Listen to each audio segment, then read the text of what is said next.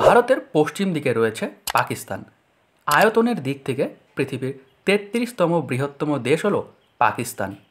জনসংখ্যার বিচারে পৃথিবীতে পঞ্চম এবং মুসলিম জনসংখ্যার বিচারে পৃথিবীর দ্বিতীয় বৃহত্তম দেশ হল পাকিস্তান।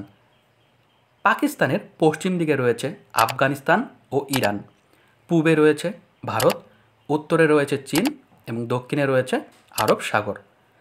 পাকিস্তান মূলত 4টি প্রদেশ, 2টি স্বশাসিত অঞ্চল এবং একটি কেন্দ্রশাসিত প্রদেশ নিয়ে গঠিত। পাকিস্তানের 4টি প্রদেশ হল খাইবার পাখতুনখোয়া, পাঞ্জাব, সিন্ধ এবং বেলুচিস্তান।